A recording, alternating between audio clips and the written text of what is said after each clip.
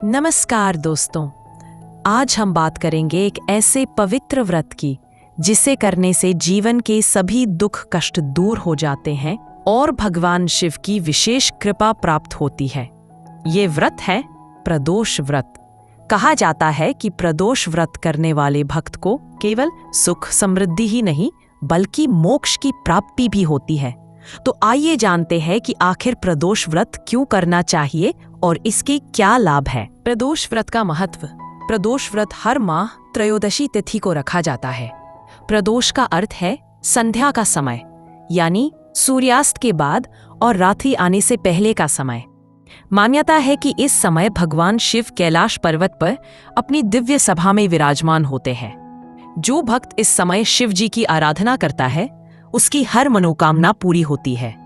यह व्रत पाप नाशक और सभी रोग शोक मिटाने वाला माना गया है।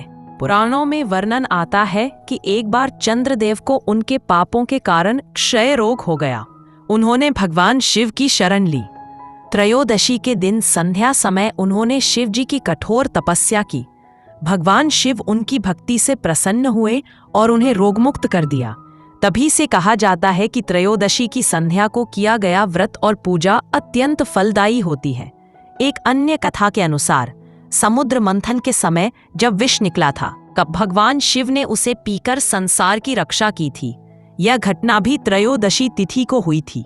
इसलिए प्रदोष व्रत शिव जी को प्रसन्न करने और उनके आशीर्वाद से दुख दूर करने का सबसे सरल उपाय माना जाता है। प्रदोष व्रत करने के कारण: 1. पाप नाश। जीवन में जाने अनजाने में हुए पापों का शमन होता है। 2. संतान सुख। संतान प्राप्ति और बच्चों की उन्नति के लिए विशेष लाभकारी। 3. धन समृद्धि। घर में सुख शांति और बरकत आती है। गौण रोग से मुक्ति। शारीरिक और मानसिक रोग दूर होते हैं। 5. शत्रुनाश। शत्रुओं से रक्षा और न्याय में विजय दिलाता है। 6. वैवाहिक सुख। दाम्पत्य जीवन में प्रेम और सामंजस्य बनाए रखता है। 7. मोक्ष की प्राप्ति। भगवान शिव की कृपा से जन्म मरण के बंधन से मुक्ति।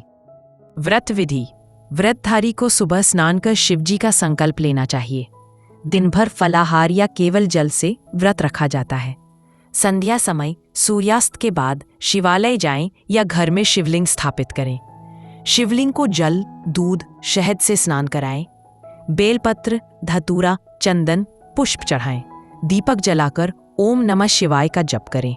शिव चालीसा, शिवाष्टक या रुद्राष्टक का पाठ करें। कथा सुने या सुनाएं। अंत में आरती करें और प्रसाद ग्रहण करें। दोस्तों, प्रदोष व्रत केवल एक धार्मिक परंपरा ही नहीं बल्कि यह हमारे मन, शरीर और आत्मा को शुद्ध करने का मार्ग है। जो भक्त पूरी श्रद्धा और विश्वास के साथ इस व्रत को करता है उसे भगवान शिव और माता पार्वती की अपार कृपा मिलती है। इसलिए हर त्रयोदशी के दिन प्रदोष व्रत करने का प्रयास अवश्य करना चाहिए। हर हर महादेव।